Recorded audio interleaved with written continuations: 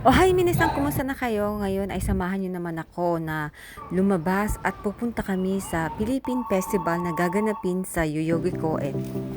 At dahil birthday ang ate amin yung ngayon ay natutuwa ako dahil pinayagan ako ng aking amo.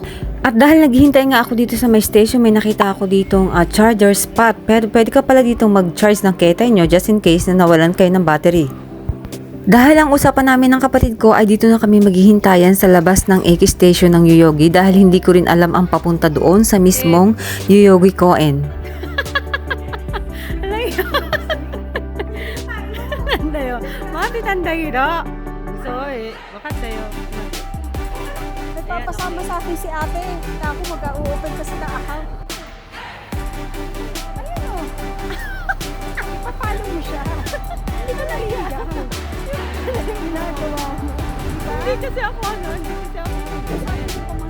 At makikita mo talaga dito pag nalakad ka, yung mga dahon nag-iiba ng kulay. May yellow, may green, may orange. Ito yung pinakang paborito ko, yung yellow, yung ichon hapa ang tawag dito.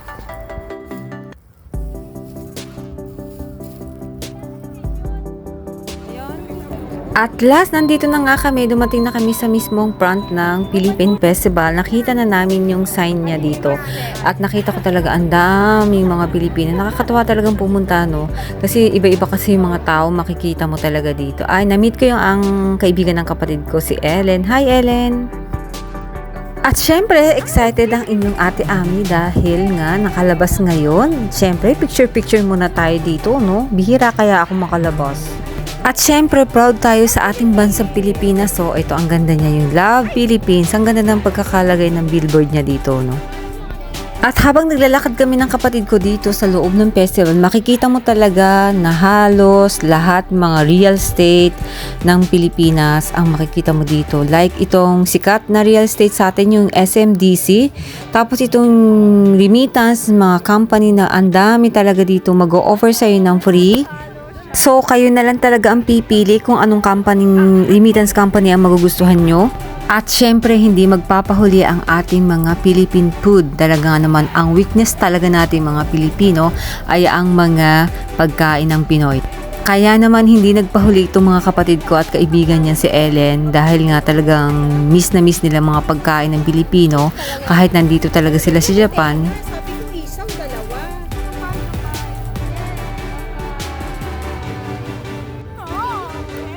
At itong kapatid ko naman talaga na enjoy na at para rin kami talagang nakawala sa hawla kaya ini-enjoy na namin ang araw na to. Nakakatawa rin kasi may nakita kami mga Pilipina dito na kalapit namin kumakain dito sa may batuhan.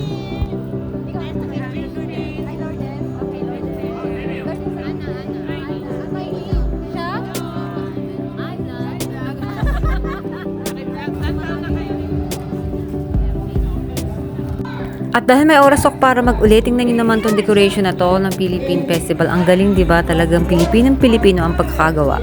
At pumukaw sa atensyon ko itong costume na to. Hindi ko alam kung saang tribo itong costume na to. At habang patuloy ako naglalakad ay nasurpresa naman talaga ako dito sa isang kaibigan kong dalawa na hindi ko ina-expect na dito ko sila makikita. Grabe, super excited talaga. At nakita ko nga dito sa my stage, meron parang ginagawa silang beauty contest. Yung mga costume na siguro to yung ginawa nila. Hindi ko na lang nakita talaga yung hanggang huli dahil nga naglibot-libot ako ng ibang lugar dito.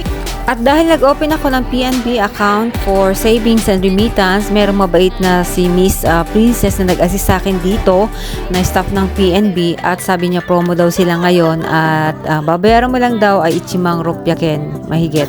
So yung 4,000 yen ay libre na daw yun kapag doon ka nag-register sa kanila.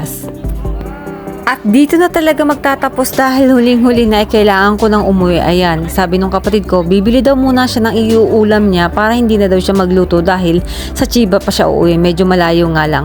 Kaya hanggang dito na lang. Salamat. Bye!